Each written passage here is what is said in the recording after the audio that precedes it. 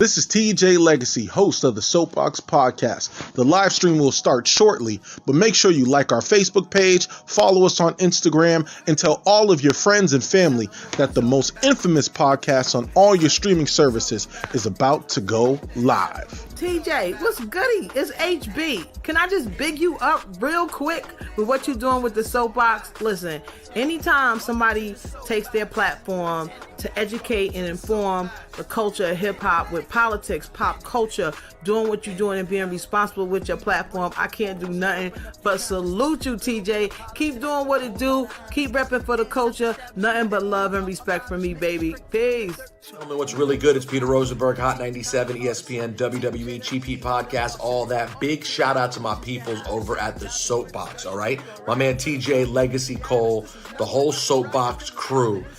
Incredible new podcast, all right?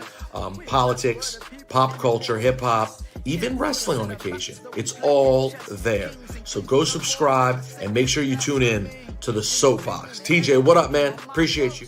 Peace to the planet. Charlemagne the God here. What's happening, TJ Legacy Cole? Salute to you, King. Salute to the Soapboxx Podcast. The Soapboxx Podcast is an independent black media podcast, and they talk hip-hop, politics, pop culture, mental health, social justice, a lot of my favorite subjects. Check them out, man. Tune in, subscribe to them. You never know. I'm out here looking at all the different podcasts that are moving and shaking out here, because I got the Black Effect Podcast Network, so I'm going to be checking y'all out, TJ. All right? Keep working. I lost the shop. I actually sold it to Lester Wallace. I just realized today that this was something worth saving. Worth saving? Worth saving? This ain't no goddamn school of the blind, coward. This is the barber shop. The place where a black man means something. Cornerstone neighborhood. Our own country club. I mean, can't you see that? You know, that's the problem with your whole generation. You know, y'all, you don't believe in nothing. But your father, he believed in something, Cal. He believed and understood that something as simple as a little haircut could change where a man felt on the inside. Yes. Hey, welcome to the Soapboxx Podcast. I am your host, TJ Legacy, and of course, I'm joined with my other co-host, Alan York, all the way from NYC. Unmute yourself, Alan. Alan York, what's good, man? How you doing? I'm feeling good.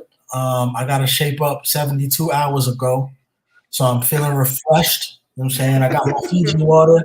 It's April. It's a new month, new motivation. I'm going vegan this month, actually, so I'm cleaning out my insides. You know That's it?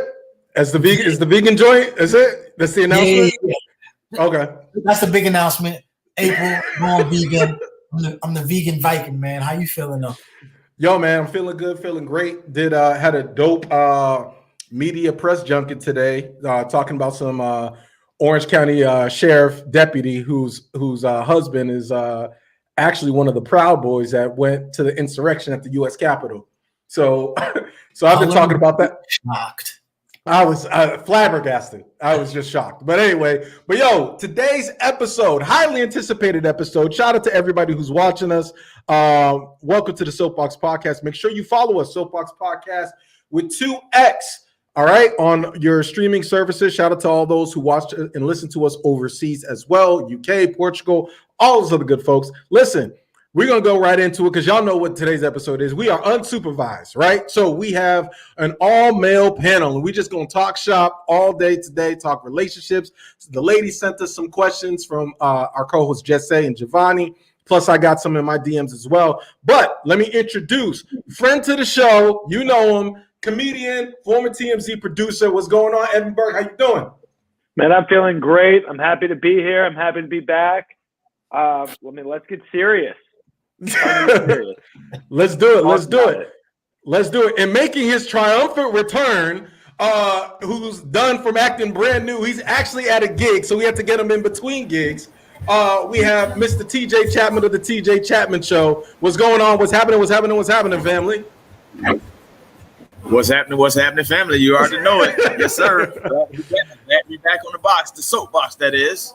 That's what's up. That's what's up, man. Glad to have you back. And of course, listen, you guys know I've been raving about this podcast, right? It's called the New Blurred Order Podcast, talking all sorts of, Marvel, talking DC, talking nerd stuff, talking whatever they want to talk about.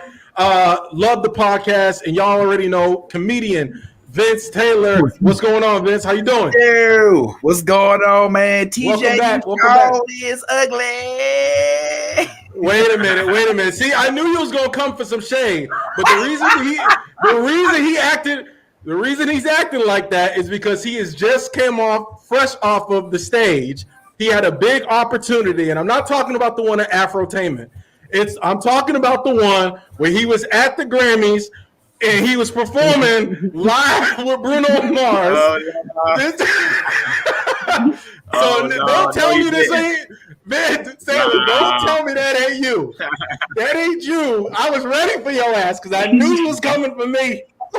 I wasn't even talking about you. I was talking about the other TJ. You know what I'm saying? But since you got the clip loaded up, bro, you don't know what I got. You know what I mean? Like, how much? You know what I got.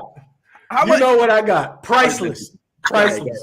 Glad for you to be on the show. And listen, he's been a guest on the not the TJ Chatman Show, on the New Blurred Order Podcast. He's been that too. And he now has launched his own podcast called the Multi-Universe.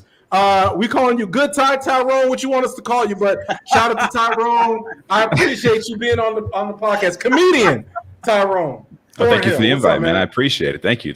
I feel personally attacked by this barbershop motif that we have going on. I haven't had a haircut in about a year, so I don't appreciate that with all this hostility. But it's okay. I'll move on. I'll power through. We'll be good. No, you're good. You're good. Him got the good mic. Yo, I definitely appreciate you all. Listen, this show is going to be a little bit more different than what we usually do on the Soapbox, right, Alan? Because we're just going to talk shop. We got some questions for some ladies, but I do want to get y'all take on a trending topic that happened this week. So, are y'all familiar with the whole Quavo, Saweetie, or what is her name, Alan? Sweetie. It is Saweetie.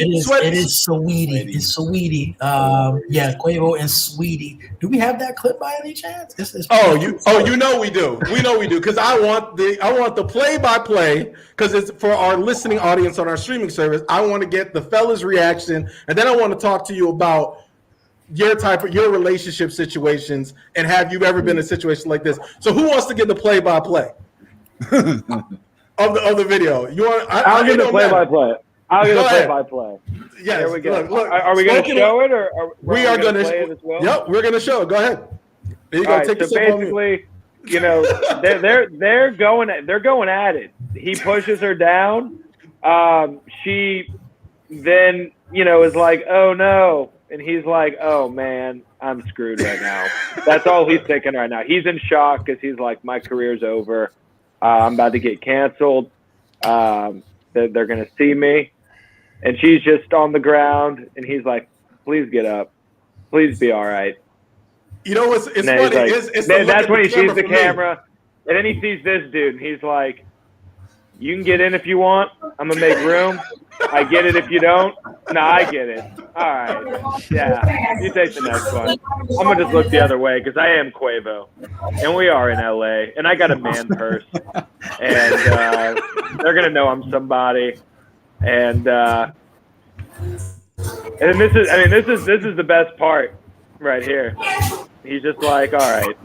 But then, like, look at this. He is sort of like, all right, we are still in a relationship. So what a gentleman. Yeah, he's like, I'm so mad at you, but you are my ride. So it is your car. You got the hit song right now. So come on, he could have helped her up. Yo, that limp is crazy. That limp looked real crazy. Yeah, anyway, that was yeah. Listen, I wanted to ask you, since you are the former TMZ producer, how does TMZ get footage like that? Can you let us know on some of these secrets? Oh man, how do they get these? Because how do they know to go to the elevator footage from a year or so ago? How do they get footage like that? I mean, something like this, I don't know, but I assume this is an inside job.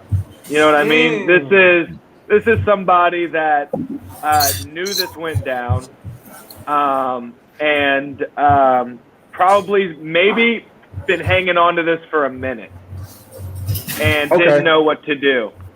And then we're in a pandemic. So they're probably like, I need some money.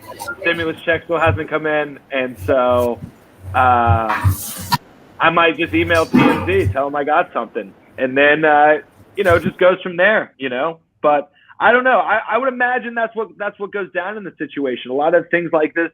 And for most media organizations, these things aren't necessarily sought out. These things just come to them. Somebody's got a hold of something, and these things only remain a secret for so long. And with cameras everywhere, everyone's got a price. No, hey, you're speaking facts. Listen, when we talk about people who are unapologetic on the mic, people who just, he just disconnected. I was giving him his intro. What happened? We got disconnected. I was about to give him the intro, and then he was just like, unapologetic? Nah, F this podcast. I'm out of here. How dare you? How dare you? It wasn't, look, I'll try again next time. I don't do backhanded compliments. That's not me. Listen, he's living up to the moniker of bad time. But I'm gonna go around the horn. Tyrone, what did you think about the video and the backlash? Because everybody's saying like Quavo needs to be canceled. He clearly assaulted this woman, Saweetie, on the elevator. That's what I'm seeing all over Twitter. So what are your initial reaction? And then we'll go around the horn. Yeah, I mean, I saw it. Here's what I saw. I saw a response and a statement from Saweetie, and she said, "This happened over a year ago. We've since reconciled. We're no longer in a relationship. We decided that we didn't need to be in a relationship and stuff." I mean, it sounds resolved to me. You know what I mean? Nobody pressed any charges or anything like that. I feel like, Evan was talking about somebody probably needed some cash, had a little video and they sold it and were like, yeah, let me go ahead and cash in. So, I feel like it's an issue that is, that has been resolved by between these two people. She didn't press charges or anything like that. So here we are. Well, actually, Vince, LAPD said that they're going to look into the case. They can't solve Biggie's murder, but they are on this case and they want to look into this situation to see if any formal charges are going to be pressed. Yeah, because we trust the LAPD, right? First of all, I think there's some liars on this broadcast. I think Evan Berke submitted that footage. Held on to it, you know what I'm saying? You look in his eyes and you can tell he didn't get no stimulus check because he made too much money, you know what I'm saying? So he's like, look, man, fuck all that shit, cub, man. I didn't see no shit. But I actually want to see that shit again, man. I don't think Evan even gave it the justified play-by-play he's being nice about it. Go ahead. Give it a shot. We say Saweetie, we say Migos, we say goddamn it. Down! Don't go right there. Oh, she's down for the count. Okay, we got the one. Is it a two? And now, hey, this is Migos. This is Quavo voice. Hey, man, shit, cuz. That shit ain't even necessary, cuz. Hey, shit. What was it?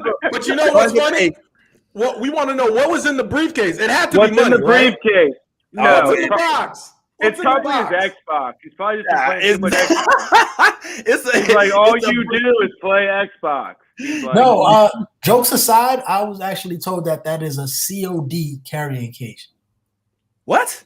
COD, Call of Duty. So it is like it says Call of Duty. Yeah. Oh wow! I thought you meant cash on demand. I was like, this nigga walk around with all that cash. Hey, bro, hey, that didn't even say that. Hey, you know you ain't hurt. Get your ass up. Get your ass up. I would get did the dope. I don't know, man. Listen, man. Hey, no, TJ, real quick, bro. I know I'm supposed to be quick, but I really don't think that I didn't see as much backlash as you would normally see, right? Like I saw a lot of folks coming to his defense, actually. Like, man, he didn't even much touch her. You know what I'm saying? She acting all dramatic. You know what I'm saying? You don't see the you got the initial Twitter feed. Yeah, that was afterwards when they realized it wasn't. But the first wave when it first came out. Oh, they was looking at him. They was looking to get Quavo. They were like, "Oh, because you cheated." They came out with their pitchforks, and then other girls like, "Wait, did you see him swing on her?" And they was like, "Exactly." They couldn't say nothing. TJ, he gonna Andrew Cuomo this shit out, bro. He gonna make it all the way through. He just gonna keep pushing it, and I think he's gonna make it to re-election actually. So I don't think he really has much to worry. Quavo 2020, 2022. Yeah, he's still gonna win the MVP at the next NBA Celebrity All-Star game. He's gonna win it again, dude. He's on fire. Listen, TJ, the NBA I want to ask TJ Chatman, have you ever been in a hostile situation with a lady like that? Has a lady ever tried to swing on you, TJ Chatman? Oh, absolutely. Honest. Absolutely. All the time. When I don't want to give them $40 up, they be trying to swing on me. Oh my God. Pay for your service, TJ. Pay for your service. Yo, you got the $40. Who? First of all, what type of ladies is you doing that is telling you that you can pay the $40 after the fact? That's why you're getting swung on. You broke some damn trust. You broke some trust. I'm talking about the OnlyFans women. You said you're gonna give me $40 to subscribe. Oh Lord, that's a good 4 months. But, yes. Listen, y'all. I want to introduce this man before this man says he's done with this damn podcast. Look, we got my man over here. We call him Bad Ty, host of the Multi-Universe podcast. What's going on, Ty? How you doing? What's up, man? Apologies first and foremost. I had a power outage over here. Literally, I've been scrambling trying to get my power back on and get booted up just to jump on. But I'm here now, man. Apologies. Please. No, you're good. But Vince, I believe you, but Vince don't believe you. I could care less what Vince believe, man. Vince he got no power but got Wi-Fi. And he got half Wi-Fi, looking like a Minecraft character. Bad Time. Vince is over here roasting everybody, so I'm just, but you that's use what he do. That's what he do, man. That's what he do. He's still mad that kids wouldn't play with him in the sandbox. At least my sandbox had power, motherfucker. You had a sandbox with power? Oh, listen. What sandbox were you in? Hey, fuck you and your ponytail, nigga. Ain't nobody. All right, the foolishness is starting. All right, listen. So, as you guys know, ladies have submitted us questions through our co-hosts Jesse and Javonni, and I even got some of my DMs. So I'm gonna go ahead and start off with one of the questions that the women have asked us in the Soapboxx Nation for us to ask. Okay, let's start off with this one. All right, this is the question that they asked us because they knew we were having an all-male panel. They say, why do men pretend to like you and then ghost you to go date someone else? I'm gonna start with Bad Ty since he just came on the show. I'm gonna start. So why do men ghost women or pretend to like women? I'm putting in air quotes. Pretend to like women and then ghost them or lose interest, I guess, and then go to somebody else. I'm gonna let you hit that first one. I think they initially do like you. It's just that they find something better. I mean, if you just want the honest, real quick, real. I mean, like most of the time when you first meet a girl as a guy. You know what I'm saying? Like your intentions, depending on who you are, of course, but your intentions usually are to better. I'm just gonna be, I'm gonna be real blunt and real simple with this. Oh, that's what the show's about. Give it to me. You want it better. Like at the end of the day, if the betting is good, then you start looking to other aspects of that woman. You like, oh well, she's nice, she can cook, but that all comes after the betting now. You know what I'm saying? And then after that. If everything is good, everything's good. But if you start getting on his nerves and even at least a bit, man, them eyes start wandering. You start looking for something better. You know what I mean? And that's usually what happens. It's not that they pretended. They really did like you. They just found something they like better. See, this is why I like the podcast, the Multi-Universe, because there's a good Ty and there's a bad Ty. So, Tyrone, tell the ladies what they want to hear in your best Derek Jackson impersonation. Oh, I don't do hypocrisy. That's not my jam. Speak the truth to him. Speak the truth to him. Why do men ghost them? Pretend to like women and then ghost them and date somebody else? I'm actually going to be very on brand for the multiverse right now. And I'm going to say that I've had a lot of awkward conversations to avoid ghosting somebody. So I have had the most painful, shittiest, like the conversations that, I mean, I understand why nobody wants to have these conversations, but I just can't, like, I can't ghost anybody. So like, I've had conversations, like, I'm sure that, I'm sure she's on the other end of the phone. Like, we went out once. Why are you talking to me right now? You know what I mean? Like, I'm sure that's been the case before, but it's just, I'm not the ghosting type. I'm the good Ty here. I'll go ahead and just be on brand for now. I'm not that guy. You just gonna hang around. Alan, do you ghost women? What? Go ahead. Look at, he choked like, we're not on trial. They should say it all. What are we defining as ghost? Like never talk to them again? I mean, I'm gonna check on you every couple months. See, I want to let y'all in on something. See, on this podcast, Alan subscribes to the religion of Ray J. Remember when Ray J talks and you don't know what the fuck he's saying? But girls be like, you're right, Ray J. It is my fault. He is. So that's what y'all. So for those who don't know what you just heard, that's what the fuck you just heard. You just heard some like Rubik's Cube shit. See, look. No, see, we not define ghost. Ghost means, I guess, look, he try to disappear, not talk to him, just stop communication. Yeah, what happened? I'll be back. Yeah. I'll be back in like 60 to 90 days. Oh, you see, see, ladies, this is the hey stranger text that you get. It's definitely me. How you been? Yeah, I've just been busy. I'm just checking on you. I miss you. Shout out to he to miss you, dude. Oh, he done been about 20 not entirely, but it sounded good. Whoever responds.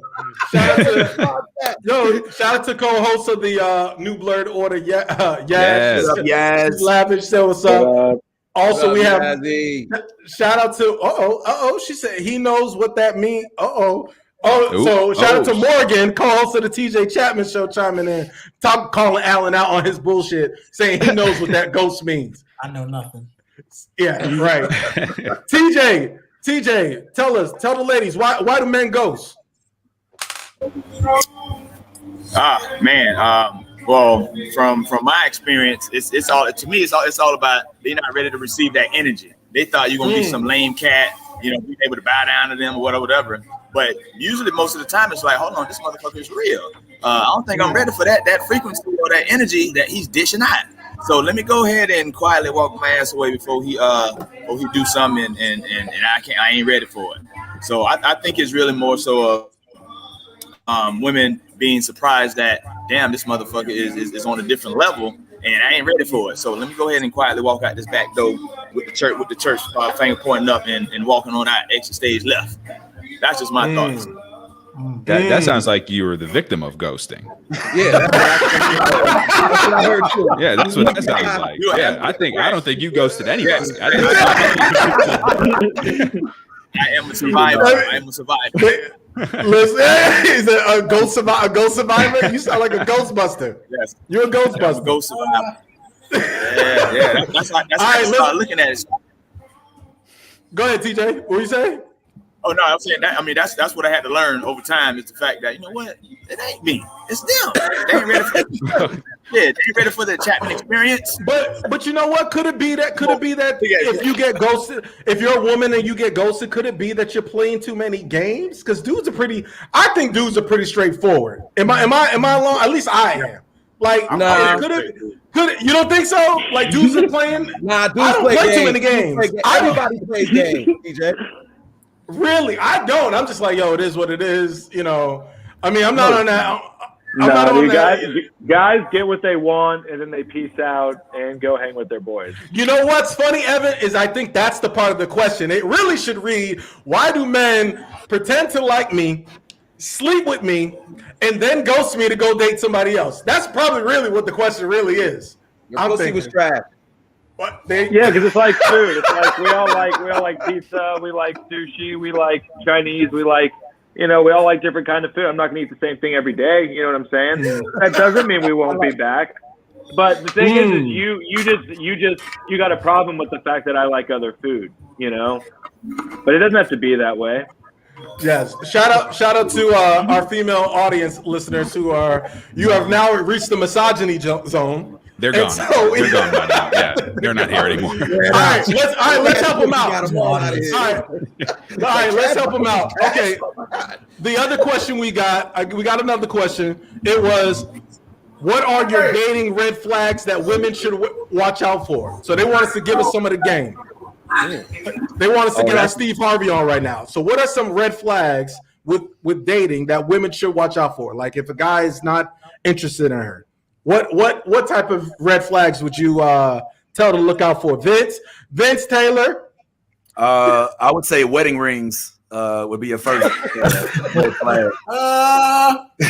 just in case. That part, just be careful for those. But now, man, I mean, in all honesty, you know what my give him some game, Vince. Give him some game. Give him some good game. You know, as a married man, you know, I'd say that when a man show you who he is, right, then you got to believe him, right? So when the problem, I think this question is kind of. It's hard because what happens with young ladies, in my experience, is they'll get the red flags. All right, I don't got to tell you what the red flag is, but in your mind, you're like, I can fix him. I will construct him. I will remold him in my own image. And that's when you go wrong. Ladies, you know damn well what the red flag is. Most of the time it's ponytails, beards, niggas with ceiling fans in the background. I think go A. No, I think they're calling that women's intuition brushes. Nah, just play. But yeah, man, I mean, one of the realest things is when a dude doesn't start to treat you in the manner that you know you're worthy of being treated, but you're feeling that you can convince him that you can get him to, then what you're doing is you're mismatching the effort. So once it stops being 50-50, starts being 60-40, 70-30, BM, you're probably falling off right there. So reciprocity. And obviously, I just want to say for the Soapboxx record, I have two female co-hosts, and Vince Taylor was the first one to do the Maya Angelou quote. So I appreciate you. Alan, go ahead. What were you saying? No, I was just saying that. I mean, for what people call red flags, I think the women are calling it "quote unquote" women's intuition, right? That's what they say. They've been finger snaps. Talk to him, Soapboxx. Talk to him, talk that. But you know what? Rewind. You know what it is? I do think that the red flags, you know, what you said, Vince, is true because you know who you're dating with from day one. That goes back to my thing. Guys can only do so much. Yes, there are guys that can be manipulative. Yes, that's true. But you like who you dated in the beginning is who you are breaking up with in the end. So you already know. It's whether or not you are trying to ignore those red flags because you want to create him in your image. So I would say to these women, stop playing God and trust your eyes. Trust exactly what your eyes. Judge a man on his actions and not by his words. There's two types of men in this world, right? There's builders and then there's babblers. So if a man is a babbler who's telling you what he's gonna do for you, he's gonna give you the man, the moon, the stars, the world, or whatever, that man, if you don't see no progress, then he's probably full of shit. But if a man is a builder, you're actually gonna see a strategic plan. You're gonna see him accomplish some shit and reach those goals. So, you know, that's just my thing. Go ahead, Vince, talk your shit. Another red flag will be if you ever catch him twerking on Satan. That might be a red flag. Just, you know, depending on what type of draws they wearing when they do it. Now, if it's boxers, then you cool. But if it's like, you know, real tight, Gucci, are they really cool? Are they really cool? Right? I mean, you know, I don't know. You still not doing whether you got boxers on, whether it's blue, or you know, if it's boxers, like Tyson boxers, you know what I'm saying? Then you cool. Listen, I want to ask you, real quick, what are y'all thoughts on that whole Lil Nas situation? Do y'all think people make too much out of that? I love it. I mean, I love it. All right, as a dude who, whoa, I ain't never seen that. I take that back. God damn. That's it. He's doing a little shout out to Michael in the Thriller video. I appreciate that. Oh yeah, I can dig it. Me personally, TJ, I mean, I honestly, truly, as a dude who identifies as weird, right? Oh, I thought you was gonna come out. I thought you said identify. We didn't that part of the show yet. Why be a red flag if he comes out the closet on the Soapboxx podcast? You know what I'm saying? But now, I identify as a weirdo. You know what I'm saying? I identify as a weirdo. You know what I'm saying? Yeah. So like, I'm used to. I grew up feeling like an outcast in my own family and my own environment. So anytime somebody embraces their weirdness and is out front with it and says, fuck it, I don't give a fuck how y'all, whether you accept it or appreciate it or not, then I kind of dig it. You know, I mean, obviously if this goes against what I believe in, it's going to be a little harder to accept or like, but it's not always about liking it. It's about being your natural self and living in your truth and doing it in a manner that whether or not it upsets somebody else, you are living authentically. And I think that's what Lil Nas X is doing. You said Lil Nas X? You wrong for that. I heard that. Listen, but wait, let me ask y'all. Could y'all? Because we all types of people listen to the podcast, but could y'all be in a relationship with someone who is struggling with their sexual identity, so to speak? I'll start with you, Ty, and I'll go to Evan. If she's a female. Yeah, absolutely. What else are you fucking with? We won't even call it struggling at that point, because if you're struggling with your sexuality, some guys. Let me just help you on over to the right side of things. I'm not gonna sit here and tell you wrong for liking the same thing I like. Now, if that was different, then I'll probably be like, yo, man, you sure you want to? That's painful.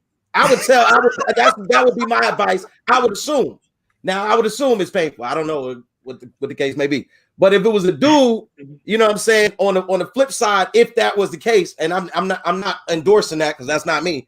But if that was the case, I would be like, yo, man, you sure? It's a lot comes with that. It would be a different discussion.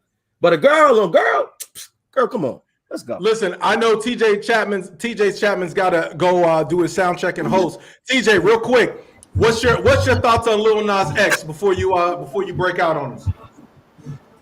Oh man, my thoughts is like he done did some Illuminati type shit. He trying to get bigger first. I was rocking with him. With the whole horse and the cowboy and everything. But now he done went from the cowboy to like something from the Exorcist or some shit. I heard about they use their own blood and everything. It's like, nah, bro, you done went to the dark side for real. So he can have that one.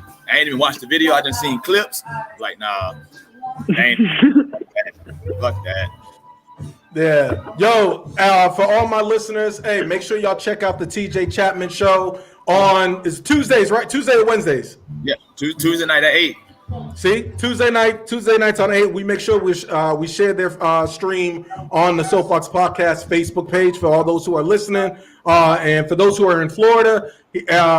Every night he is at Sanford at Angels Cafe. Doors open at 8:00, right? Yes, sir. They already starting to file in, and Vince, you got to come down on Thursday and rock the mic a little bit. But yeah, no. It's called open mic. It's called open mic.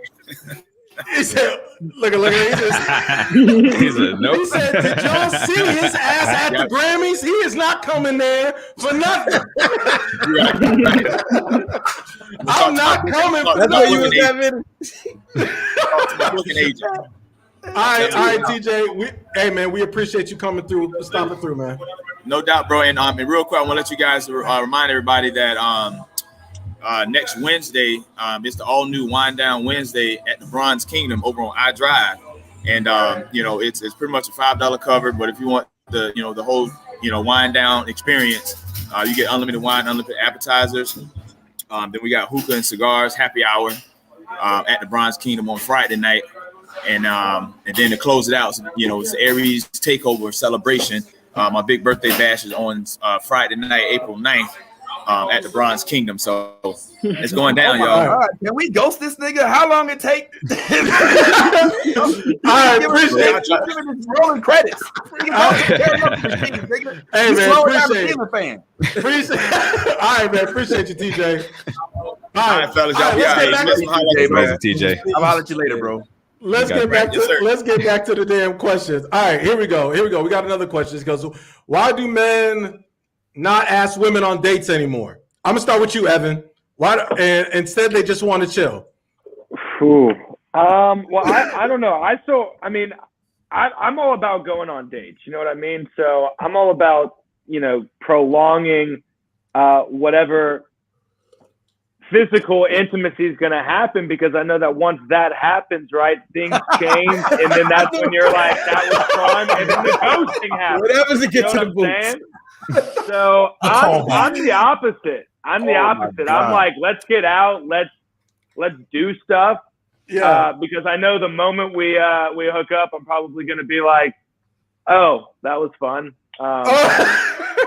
Outside of that, I enjoy dating. I enjoy like, hey, let's go out and have a nice little meal or whatever, and like, do something fun. It's for all the men who are not big fans of dates, it's a way to kind of find things to connect on. You know what I mean? Like, maybe you find out they like a certain type of food. Maybe you find out like a certain type of activity. I like to enjoy their company, because as soon as the bed stuff happens, that's when they leave. The bed stuff. Yo, Ty has the best representative, TJ, in the world. Like, yo, his representative. If we had his representative, we wouldn't ever have any complaints, because women would be always talking about, if even the ones that don't finish with us, they'll be like, but he's such a nice guy. I just got to keep him as a friend. Like, he's just such a nice guy. Ty, I'm about to put you on retainer. So anytime I get in trouble with a lady, I'm be like, look, this is my attorney. This is my representative here. Yo, all right, let's give some good, because I know we do have some of the younger fellas. I'm of the belief that you ain't supposed to spend more than, my older brother told me. I'm talking like Kenny from the Cosby Show. He told me you're not supposed to spend more than $20 on the first date. Then you ain't gonna have no. What year was this that he told you this information? This is about 5 years ago. It's about 5 years ago. So it was not 1975. Okay. $20. Yo, look, I've done it before. A hot and ready, some Moscato, and some Capri Suns, and you good. As long as you got a spot. TJ, as long as you got a spot. TJ, what are your brother's visiting hours?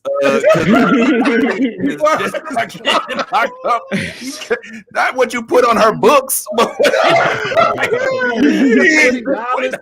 You get a soup cup and a honey bun on the second date. But do her ass all the way to the drive-in movie. I get it, bro. But dating is expensive. Especially if you're online dating, you're supposed to take every girl you swipe right on an expensive date. Like, no, it don't work that way. And not to mention, social media got us fucked up now. Like, women went, like, because all of the shit they see on social media and all of that shit, they be expecting you to take them somewhere. And like, if you be like, yo, let's go to, Longhorn, they be like, Longhorn? You take me to Ruth Chris. Like, what? Whoa, first date, Ruth Chris? But it amounts to that. Because when you go eat regularly, it's going to cost you and another person probably at least $50. At least $50, and that's just on the lower end. But isn't it true, fellas, that if you're really into a girl, all those fucking rules go out the window?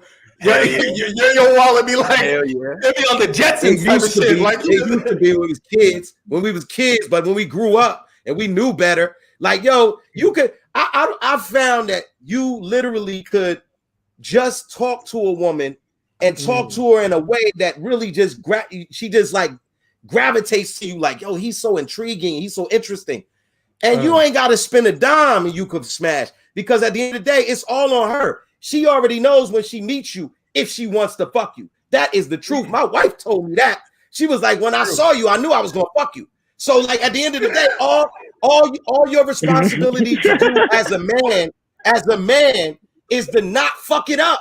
That's it. Don't say nothing to fuck it up. and that's it. And you'll get there. You ain't got to pay. Listen, that was a beautiful love story. I hope I hear it on Lifetime, where it's just like that should be a movie, bro. That should be a quick movie. Man. Yeah, it'd be like, yeah, it's you, lovely man. to meet you. So, and that's it. Alan, go ahead. No, but sometimes the process of not fucking it up in a lot of women's eyes is taking her on those dates. That's where a lot of men fuck up. So that's the disconnect right there. So she can see you and be like, yo, if he takes me to a nice spot, I already know I'm gonna put it down on him. And then you don't take her to the nice spot, and that's where you fuck up. And you have other women where it's vice versa, like, yo, shit, all you gotta do is not talk like an idiot, just, intrigue me, keep me interested while I'm at work, and then we good. So you gotta know who you're dealing with, and then that's kind of where the disconnect comes in. And you know what? The elephant in the room is some women will just go on a date with you because they're hungry and they need something to eat. I freeze it, man. I can't. So that's a real thing. So don't blame men. Sometimes your female counterparts are fucking up the ecosystem by having dudes taking you on dates, and they're not really interested in dudes. Am I wrong or what? Yo, you 100% right.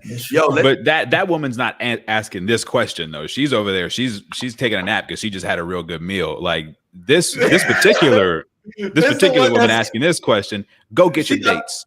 Tell that man, be like, hey, look, you're gonna have to take me on a date if you want any of this. Let him know. And if he doesn't do it, go find somebody who will. Whoever asked this question is used to the hot and readies, but it's okay, boo. Know your worth. Know your worth. Papa John's is just up the street. Know your worth. Well, first of all, nobody should listen to Ty. Good Ty or bad Ty. Because Tyleem, I know, bro. Anybody who look like they could be a member of the El DeBarge family, you can't trust them, bro, because people just comes out the water hop off it. You know what I'm saying? So scratch that off rip. And we already know that Tyrone's the type of dude to pay for a private dance and want to cuddle with the chick. You know what I'm saying? So we don't want to go there. But a couple things I will say is that, like, first of all, a date isn't a date just to answer the question, which I think is the same chick who can't get a date asking the same questions over and over. But I honestly feel like a date, the reason why they want to chill is because, like Evan says, it takes the pressure off. You know what I'm saying? Like, a date is no longer a date. It's an audition. You know what I'm saying? It's an interview, and you go on with your representation, with your representative, as opposed to your natural, authentic self. Whereas when you chill, you get the chance to let your hair down, do it, just kind of act a little more natural. Plus, I do want to say this though: everybody who's talking about dating, everybody mentioned like food. I gotta say, I don't recall when I was in the dating field or whatever, like really asking a girl out, or would you like to go out on a date? I never did that.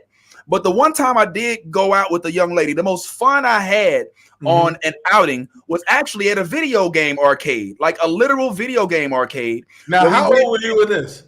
I was in my 20s. And like, we were both in our 20s.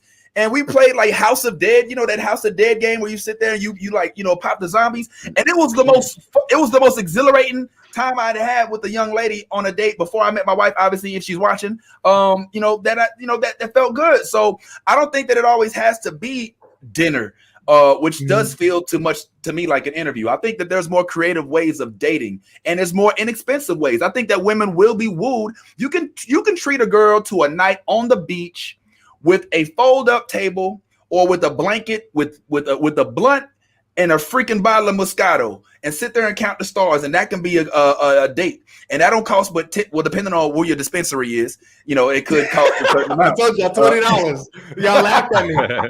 They called me a madman. What I think is, and it's just like hearing, like especially hearing TJ and a lot of other people I know, I think what a lot of times what women don't understand is that like a lot of men go through date fatigue, right? So if you're active on the dating scene, you're going on, let's say you're doing 2 dates a month, like the actual energy that it takes if you're going to be a good date planner to find a spot that's dope that you may not have been to before, so y'all could both have a good, nice experience. Of course, you gotta know the woman a little bit just to kind of figure out her do's and don'ts as far as where y'all can and can't go. And, not even to mention the financial aspect. If you're doing that 2 times a month and then you're realizing 4 months down the line that you're not even speaking to these people no more, eventually it's going to get to the point where it's like, all right, I'm not doing this shit no more. There has to be another playbook. There has to be another way for me to get to know somebody. And unfortunately, I do think that women are on the end of, quote unquote, they'll feel like they're getting the short end of the stick. But a lot of times it's just dudes trying something out because maybe dining and the sophisticated date thing is just not working for them. It's not working for them on creating something substantial, and it's not working for them financially. It just doesn't work. So maybe I would like to just try something a little bit less, quote unquote, pressure filled before we go on a date, just because of my ratio of what my dating life has been like. So it's not something that women necessarily think about because, they're the ones on the receiving end. But it's definitely date fatigue is a real thing, especially like I said, when you're when you are planning it and you have to do the grunt of the work. You know what I'm saying? Go, yeah. Bad Ty, go ahead, man. Hey, yo, and also, you raised your hand. That was all. That was really polite, man. I'm used to people. Yeah, man. You ain't gotta use your manners, but go ahead. Nah. But all I was gonna say is just to elaborate on what he said too. It also is all of this that we're talking about is totally dependent on the type of woman you are trying to date, because there are women that are not going to accept any type of lackluster behavior. So if you don't come through on point, you don't even have to worry about what you got to do and line up, because they already gonna shut all of that down. Now, what we talking about, why this young lady is saying, why do men not ask women on dates? Yeah, maybe it's the dudes you keep grabbing up that ain't asking on dates. Like, you might need to start checking your type and see that maybe the dudes you pursuing are not your type. You know what I'm saying? Like, that's a problem that a lot of women face, is they go at, and it's not just women, it's men too. We try to date out of our league, and we try to go after stuff that we know we shouldn't. That ain't even for us. You know what I'm saying? But because it looks spicy and it looks good visually, you attempt, and then you get disappointed because that person is not going to put the same type of effort into you as you trying to put into them. Remember that. That's right. True. And also, go ahead. My bad. Just like a quick interject. You know what they say? Like a good life hack is when you date yourself, you're more likely to find someone that's your dating type. Meaning that if you're a type of person that would prefer to go to jazz clubs on a date or go to a certain type of restaurant, you take yourself there. You're going to meet like-minded people, and then y'all have like-minded interests, and then you really don't have to worry about the, just kind of grinding and trying to force somebody to be somebody that they're not, because y'all meeting each other halfway because y'all already there. For sure. Yeah, but if your baby daddy met you at a spot where you ordered chicken fingers, don't expect me to take your ass on no 5-star restaurant. You know what I mean? That's what I'm saying. What about the duality? You don't like both? You don't like both? Nah. We just chilling my pace. Listen, it's true though, TJ, because you be seeing a lot of these women. Like I said, social media drives a lot of people's desires, and so these women see these dudes with all the chains on, got the goals, got the nice whip, all of that. Girl, listen, you chasing him, it's a million other chicks chasing him too. So he's not going to sit there and expend the same energy on you that a dude who don't have a million chicks chasing him would. Yeah. So that's why I'm like, yo, you got to check who you going for. And he's not even him. That's his online persona. Yeah, don't even exist. Yeah. All right, let's switch gears real quick, because y'all on fire now. Let's switch gears real quick. Women ask, they're asking, this came from one of Javonni's friends, because Javonni's very introspective and about self-love. They want to know, who do you vent to as men, right? Because a lot of times as men, we're not able to be vulnerable in society. We got to be strong. We got to be the protective providers, and at times we don't get to vent. I mean, I guess I would say for a guy who's a bachelor, who's single, You see what I'm saying? So there's really not too many people that you can vent to, because even if you're dating someone and you vent to them, it's almost as a weakness, because you don't know if you're venting to that person, if they're going to use that same information down the road to kind of come at you in some type of way. So I'm gonna toss it to you. I want to get Evan. What's your thought? Like, and I'm gonna go to Good Ty. Like, who do y'all vent to? Like, what's your outlets to compress or to deal with? I think we're talking about mental health here. Yeah, I mean, I just got a couple of guys that I hit up, honestly. Some of my friends from day one in a couple of scenarios, some friends from day one in my like comedy career. Yeah. Some people day one and from back in kindergarten, you know, so those times. Damn, you got kindergarten friends? You're a good guy. Oh shit. Yeah, dude. I'm from I got some back in the day friends. So, you know, people who I know have been on that ride, have especially like in comedy when you know, your friends see you bomb horribly, but then at the same time, years later, people get some great successes and stuff like that. And then same thing growing up, you know, people who you have really good times with. And then also, you know, people who you have really terrible times with. And sometimes they pick you up, sometimes you pick them up, you know? So I typically have like weekly calls with 4 people in particular, where we just call, we catch up, we keep each other motivated. You know, you need anything, you know, we offer each other ideas to help just, you know, kind of keep each other afloat, you know. So that's something that I do, and I do that pretty regularly. Yeah. Let me add to it before I go to you, Good Ty. Do y'all have therapists? Do y'all go to therapy? Are y'all opposed to therapy? I'm gonna toss it to you, Ty. Yeah, actually, I do have a therapist. That was going to be one of my answers. Okay, good. One of the best things I did during this whole pandemic was start seeing a therapist. It's you know, and I was always one of those people that was like, yeah, therapy is good for everybody, but I don't need therapy. I'm good. I'm fine, whatever. And then like, you know, there's a point where you're like, but I could be better. So, you know, I highly recommend it to anybody who has access to it. Please do that. And so I vent to my therapist. You know, I'm lucky enough to have some pretty close family, and my brother's real close to me. So, you know, I vent to him. I got a best friend who I vent to, you know, whenever that is available.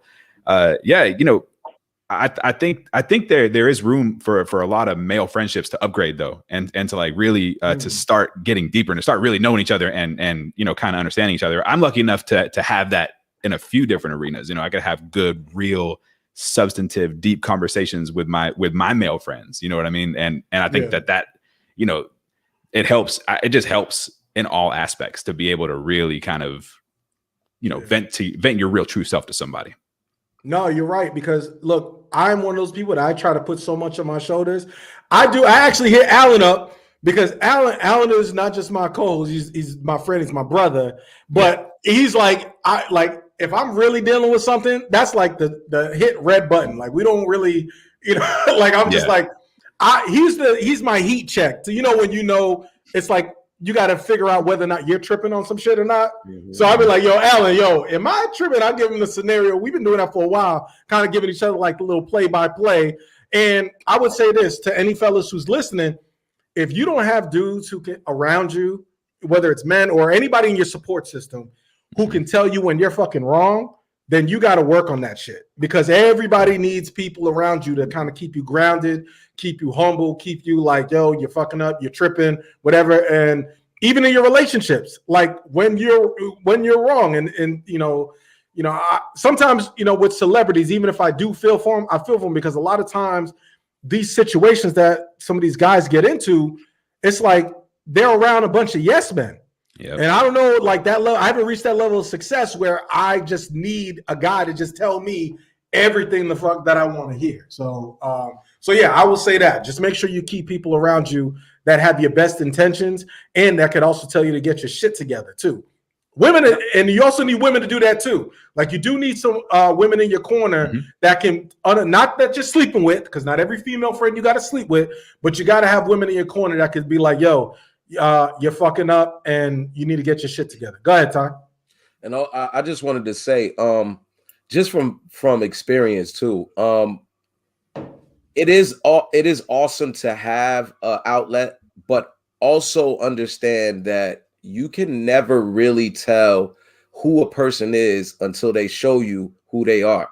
And that, I only say that to say, I've had some really close friends before. People that I would have considered brothers, I would have considered somebody real close to me. And then at some point, for whatever reason, they decided to stab me. It wasn't nothing I did. It wasn't nothing you know what I'm saying? But it was just at some point, my usefulness or my whatever it was ran out. And whenever you're venting, I say this as a precautionary statement.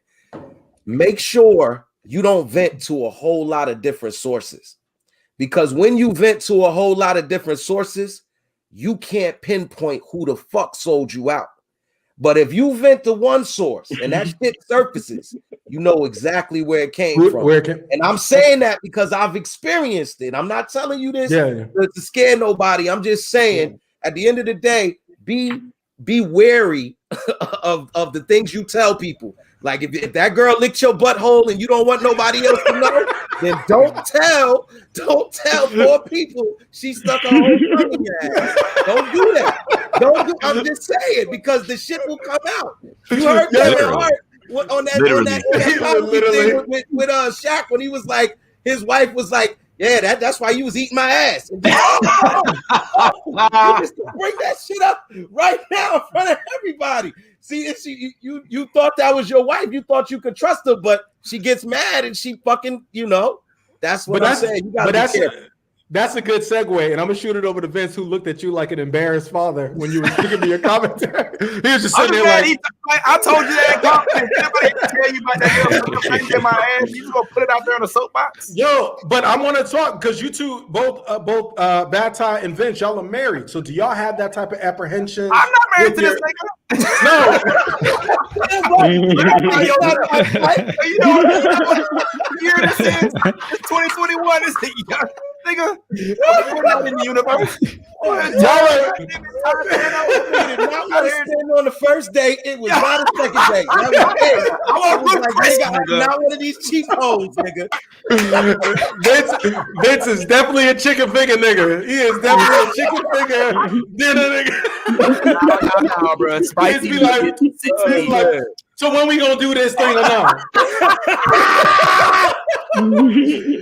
But anyway, okay, y'all have wives. I'll put it this way: y'all have wives. Is there any sort of venting apprehension that you have, or how did you know? When did you get to a point with in your relationships with your wives that you knew that, hey, I can vent to you and I don't have to keep my guard up? You go first. Or do you still have your or you still have your guard up? Set yourself up. I'm a defer to the married men. Okay. Well, I can say, like Tyrone, I have a therapist. Mine's court ordered, though. You know what I'm saying? So I don't really have a choice of going. But my marriage is doing better now as a result of court-ordered therapist. And all of that's bullshit, by the way. In all honesty, man, I ain't gonna lie, bro. I had an unhealthy relationship with Mary Jane that made me feel like I didn't need to talk to nobody. As long as I had an ashtray and a lighter, I'd be cool. And that's unhealthy. I mean, I'm joking, self-medicating. I'm joking, but I'm also look at Ty. Look at my wife over here tripping. But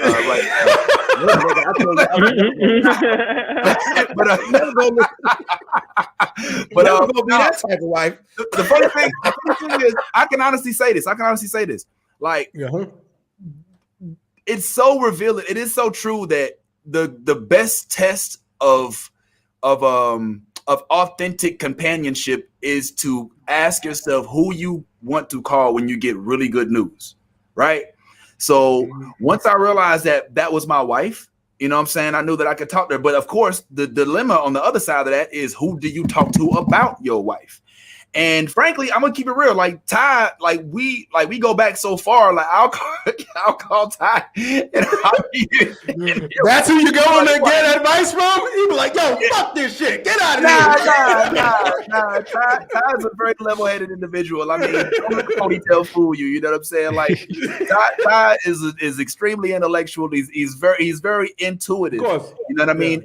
And he's been like my best friend like for like a while. You know what I'm saying? So like I'll legit like hit him up. And sometimes it'll be like 2 or 3 in the morning, and sometimes it's for inappropriate shit. Like, yo, you ain't gonna believe this shit I just saw in this club, nigga. Goddamn, it's crazy. But having him as a vent module is pretty cool, because I'm gonna keep it real. It's hard to, you don't want to like expose the fallacies of your relationship to too many people, because you don't want too many people looking at you like you stupid for being with that dumb chick you keep complaining about, right? Like you want somebody who understands that you venting for real. Like you're not trying to shit on your girl or shit on anything. Like you really just trying to like, you got to get that shit off your chest, and you can't always smoke it away. What Salon say? I try to drink it away. It don't always work. Yeah. No, I want to switch gears, because I know we're talking about this topic, but I know I want to ask y'all about something that's been in the news. I want to talk about Deshaun Watson. Evan, I'm gonna start with you, because I know you got to break out. You got a show. So as fellas, right? We in the shop. You know what Deshaun Watson has been accused of sexual assault by like 21 women. I think they filed cases, something like that. And some people are like, hey, it's not true. He also had 18 women this week who are former masseuses come out in his defense, saying that Deshaun has always been professional and he's never touched me inappropriately or any inappropriate stuff. This guy's been a quarterback for the Houston Texans, had a squeaky clean record, wanted out of Houston. Then these things came up. People are saying, we don't know if it has any correlation, whatever, but the timing is odd. As men, I'm going to start with you, Evan. What would your advice be to Deshaun Watson? Ooh, my advice be to Deshaun. Well, I'm going to say a few things, and then I do got to roll, because I'm also looking at this from the TMZ perspective, right? So, like, my advice to Deshaun Watson right now really. Did y'all the TMZ broke that story too? I'm not totally sure. I know they're covering it heavy. Yeah, they are. So my advice initially to Deshaun Watson is hang on to your truth. Whatever you know to be your truth, you really just have to hold on to that. And if you are innocent, then you need to believe that you are.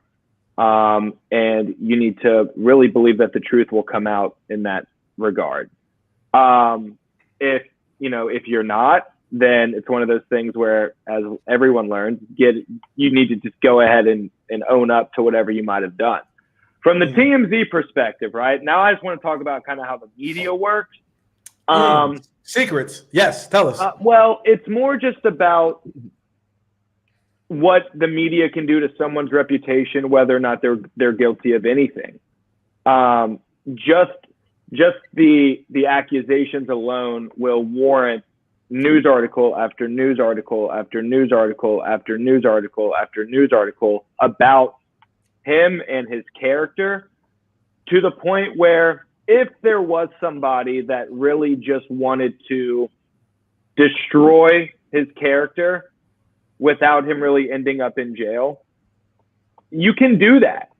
And you do it by having all of these accusations, making them go through court, and then eventually it just settles, or it eventually just goes nowhere, but the damage has really still been done.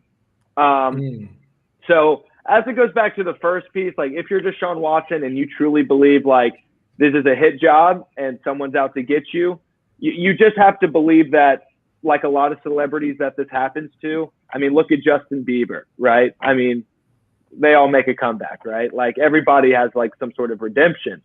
Yeah. But yeah, at the end of the day, I just think like this seems to be there's just too many people on both sides, right? Way too many people kind of on both sides. And so to me, it's one of those weird Hollywood, let's get a bunch of news articles, let's get a lot of noise about this thing, and kind of see what happens. But I don't truly know enough about the details of everything and like everyone's individual stories. But a lot of cases all out of nowhere. You know what I mean? Which is always interesting. Yeah. And listen, before you break out and I go around the horn with everybody else and their take, Evan, where can they find you on social media, and any dates or anything that you got coming up that you want to plug? Make sure you. You can find me at Evan Berke, Berke. If you're in Nashville, Tennessee, I'm doing comedy all around Nashville, starting a monthly show at the DoubleTree at the Nashville airport last Thursday of every month. starting last Thursday of April. So I believe April 29th. But yeah, check me out at Evan Berke. I'm also going to start a new online platform called Show and Tell. Super pumped about that. Hope to get some of y'all on there. But yeah, that's where I'm at. But I'm gonna stick around and hear a couple of hot takes before I roll out. All right, no problem. Hey, go around the horn. I'm gonna start with A, because one of my advice would be, and not saying that, I would just say we've come to the point with men, like, where things can be so easily misinterpreted, and so one of my advice would be, stop texting women. You just need to stop texting. Like, texting should just be like, hey, where are we meeting? Are we meeting here? This and that. Because if you start and when I say stop texting, I'm talking about having these elongated conversations or trying to communicate via text message. Because this paper trail, because now you have to do cleanup, because you sit there and say, hey, sorry about all that or whatever. You don't know, you saying I'm sorry, now it looks like you just co-signed anything that someone has said about you and said, oh, he apologized for his inappropriate behavior. So, it's a different age and time with the Me Too movement and all the stuff that's going on. It's very easy for things to be misconstrued. And I would say also, not just the text message, but make sure that if you're entertaining a woman, make sure that both of y'all are on the same damn page. Like, don't leave nothing for chance. Don't leave nothing for, I thought she was cool with it, anything, because you take enough of these sexual assault classes, even if you coerce a woman, like you thinking like, I'm trying to hang out with you, or come on, you try to be lovey-dovey on her, and she's like, no, stop, and you think it's all playful, and then y'all end up doing it, she can turn around and be like, and they ask her in court, did you say no? And she's like, yes, I did. And what happened? Well, he kept coming on to me, and then I eventually gave in. That is, by definition, considered sexual assault. So you got to be mindful. But go ahead. Hey, what's that? What advice would you give? It depends. I would have to. It depends on, like, what does he care about, right? Like, what do you really care about? Because I feel like you probably have enough. You probably have more to lose by saying anything at this point, because the court of public opinion already has what they think about you in their mind. So you can come out and apologize. The people who don't really fuck with you are not going to be like, that was kind of a good apology, for real. They don't care. Yeah. And then at the same time, and so you want to try to clean up your image. I mean, you could say something, but like I said, I feel like the writing's on the wall as far as your reputation. But mainly is like, also did you do it or not? And when we say, did you do it, even if it wasn't, even if you left too much to interpretation, even if you thought in your head that this was a happy ending and you thought there was an understanding and there wasn't, that at the end of the day, you just gotta, it doesn't, you coming out and saying, really any apology per se isn't going to do better than just, working on yourself. So for me, I feel like don't say anything. Figure out what your role was in this whole thing and how you can prevent that in the future. Because all of this is just really about self-reflection. So he needs to just relax, figure out what he did to cause any of this. Because, even if I think the franchise knew about this, but they covered him because that's their baby, right? So I feel like the franchise is complicit in all this, of course. But at the end of the day, you can't be moving around like that. You can't be a creep like that. So I would just ask him, what does he really want for himself? And what does he want for, if anything, if anyone else can learn something from that? Maybe he needs to start, if he is going to say something, or maybe he needs to start a more broad conversation about, consent, or, maybe starting some initiatives in regards to, sexual assault, or doing something real tangible, just so people don't end up in the same situation that he's in, if he truly felt that he's quote unquote innocent, even if the woman feel like he's guilty. Because that's what it comes down to at the end of the day. How did you make them feel? And how could you alleviate that from that happening to somebody else? Yo, you bring up a good point because I never thought about that. Could it possibly be? Because we can't be so enamored with these athletes that we don't think that they're above doing some grimy shit. Could it be, Good Ty, that the organization was like, yo, we're covering for you. We know about this. And then when he was like, nah, I don't want to be in this city. I don't want to play for y'all. They were like a scoring lover. They were like, all right, all your secrets out the bag now. We're not gonna hold. We're not gonna be. And this lawyer, this attorney, this I think it's Busby guy, used to be the neighbor of the owner of the Houston Texans. So there's a lot of things at play. So what advice would you give to him? That's a good point, Alan. Well, first, and I want to touch on, Alan, you said a lot of good shit. Consent is a huge word. Consent is simple, and that'll keep you out of so much trouble. Just consent. Just listen to that, man, and just remember it. It's a word that'll keep you out of any trouble. Consent. Yeah. That's assuming that that what was alleged is what happened. Now, and I typically, I'm somebody who's like, we got to listen to victims, right? We got to listen to victims. We got to respect victims, and we got to find the truth and do what we can to help people who are survivors of sexual assault. But I do recognize all of the weird kind of breadcrumbs leading to to around that Deshaun Watson situation, because we know very well there's a lot of examples of that owner being just like a racist piece of shit. Like just put it out there and just straight up, he's racist.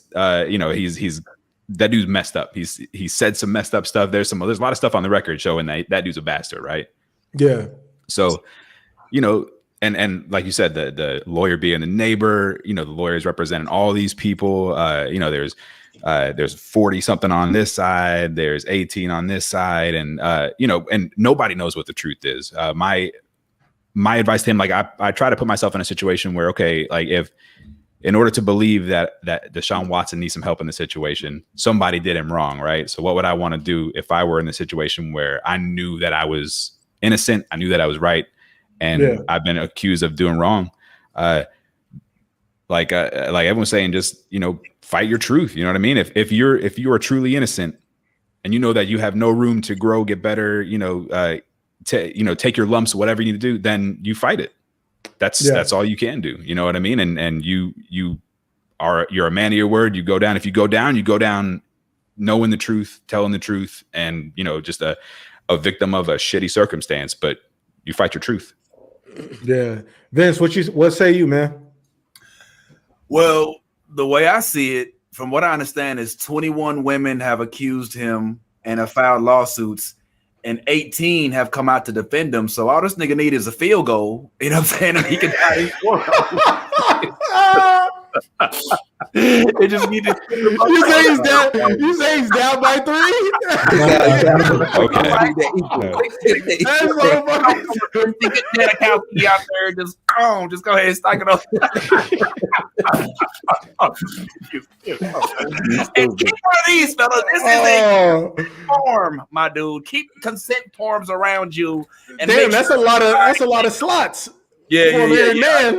There's a lot of sluts in the world.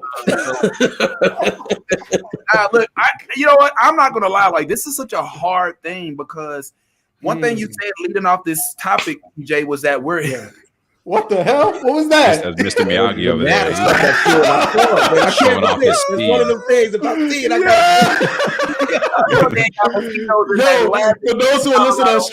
For those who listen to us on the stream service, Bad Ty just clapped his hands like he was doing a freaking African voodoo or some shit like that. I didn't know what was going on. Look at it. LeBron and some baby powder and shit. He just prayed over him. He just prayed over Deshaun. Go ahead. Go ahead, Vince.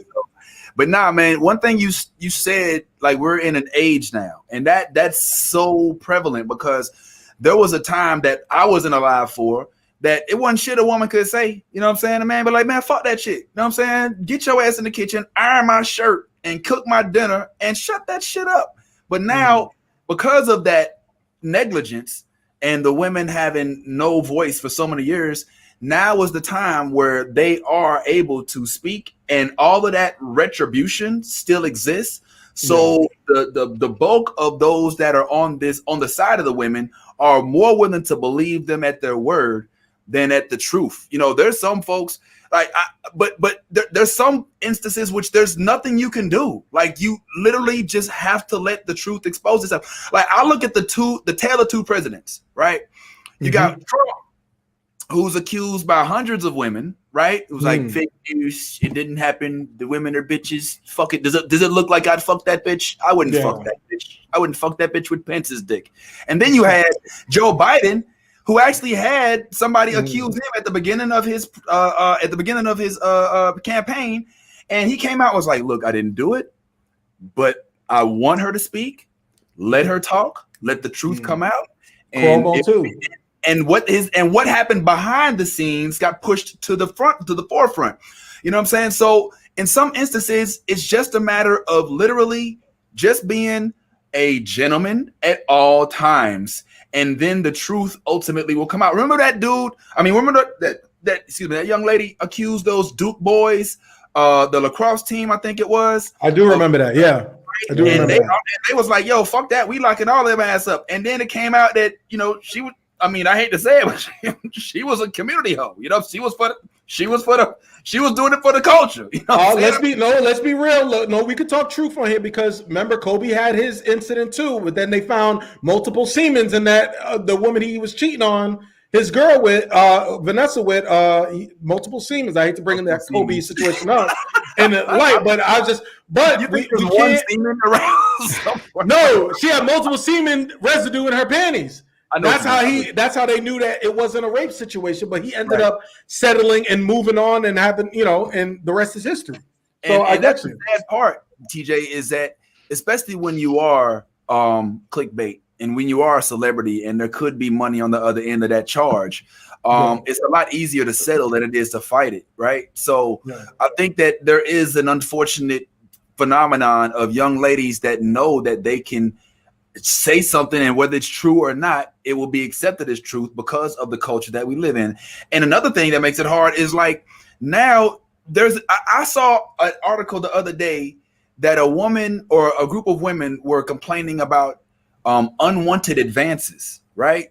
And how that makes them, you know, feel unsafe in the world.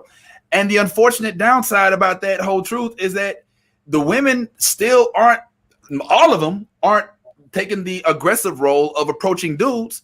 So when men approach them, if they don't want to be advanced, how will you know unless you actually try? So there's this like weird bubble where it is like, yo, you can only fuck with a chick if she wants you to.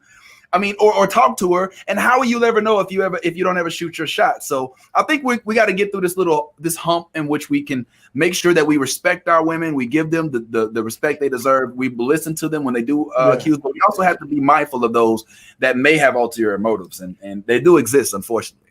You know, I waited to talk about this topic with the fellas because we did an episode called The Asterisk, where we said that any, and it really speaks for black men, where any black man who is successful has an asterisk by their name.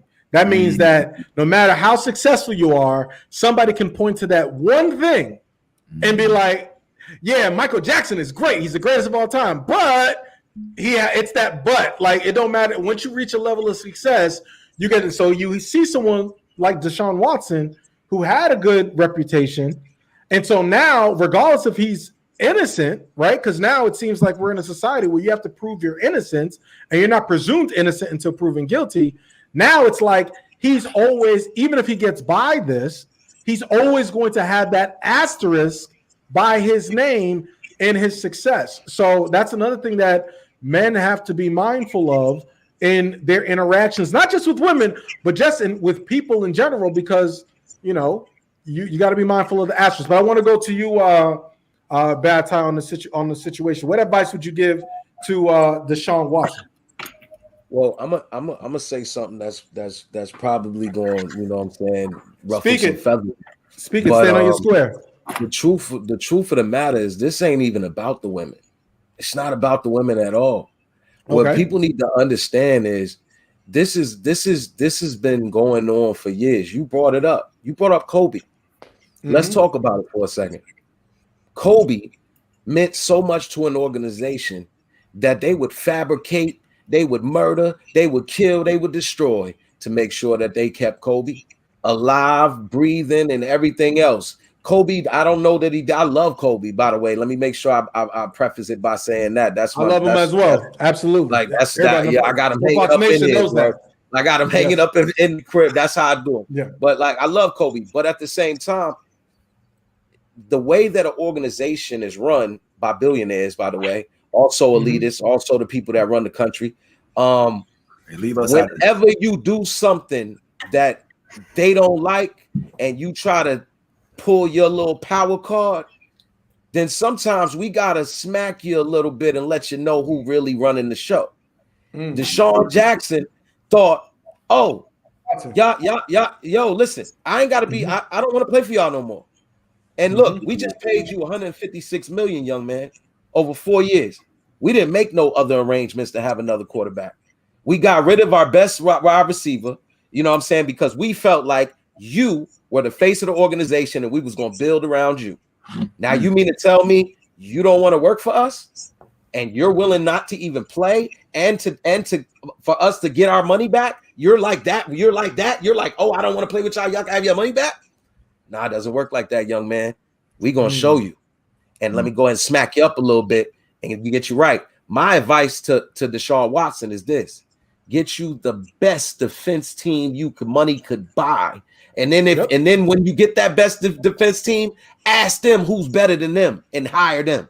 Because at the end of the day, you are a black man in the United States of America. You are not a white man. So there's no point in comparing any stories about what happened to these people or that people when it has to do with white men. We got a white man right now charged with a murder that we all seen him commit, and we don't know if he might get guilty or found not guilty. So at the end of the day, you got to understand who you are. Deshaun Watson, everybody, if you ask from his high school on up, every coach that ever coached him, every player that ever been around him, they all say the same thing about the dude. He's a stand-up guy.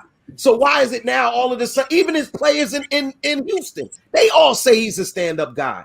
So why all of a sudden this stand-up guy who's been a stand-up guy his entire life just decides that I'm going to mess around and do some crazy stuff, but not do it once. I'm going to do it 21 times. Yeah.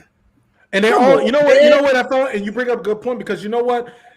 Look, they're all masseuse, and I'm just like, if you're an athlete, right? And we talked about, dating, and I know I'm very particular about my space where I go and who I invite into my home.